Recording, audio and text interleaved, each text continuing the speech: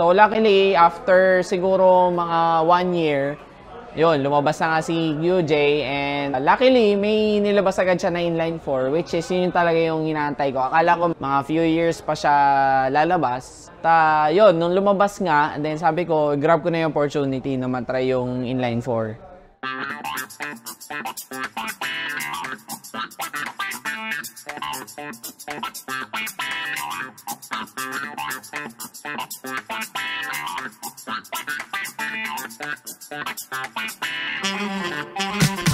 Hi, I'm Jonathan Villasis, and I'm a business owner, and I am an SRK 600 RC QJ motor owner. Yung unit sa akin, almost 3 weeks na. Okay naman. In terms naman sa performance, wala akong masabi. Sobrang nimble ng bike, and also power niya hindi naman nabibitin. Siyempre yung sound kasi inline 4 siya. Nabibigay naman niya yung sound na gusto kong maging output sa isang motor. Turning point kung bakit. Actually, nakita ko siya EICMA, Sir Zach ng Makinamoto. And sabi ko, parang promising yung brand pero wala pa sa Pilipinas. So sabi ko, kasi back then may ibang motorcycle brand ako na owned.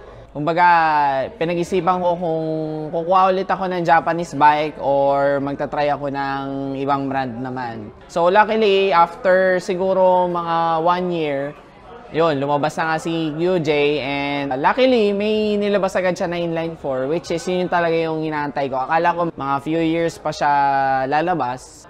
Yun, nung lumabas nga, and then sabi ko, grab ko na yung opportunity na matry yung inline 4. Experience ko sa twisties, to tell you honestly, okay siya sa twisties. Pero sa curving, medyo mabigat. Pero given naman kasi ano siya it's a sports bike.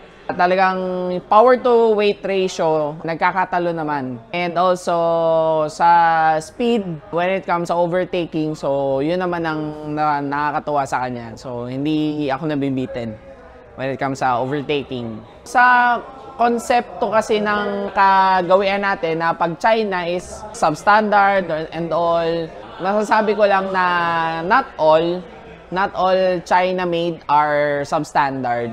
Kasi ang iPhone ba, 'di ba? Ang iPhone made in China 'yan, 'di ba? So itanggi man natin o hindi, ang China ay advanced na ngayon when it comes to technology.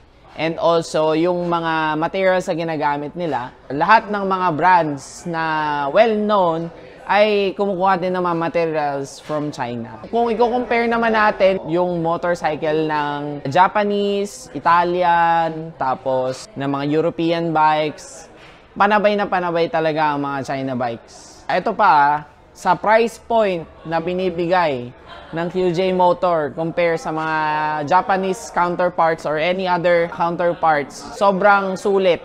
As in, imagine yung mga parts and features ng motorcycle sa QJ Motor is kapantay na ng mga high-end na mga bikes, na mga Japanese and Europeans. Pero makukuha mo lang siya at a price point na sobrang sulit, tsaka sobrang reasonable. Sa community naman, napakaganda kasi this is the start of the new kind of community na wherein yung community is backed by the brand itself, which is Bristol.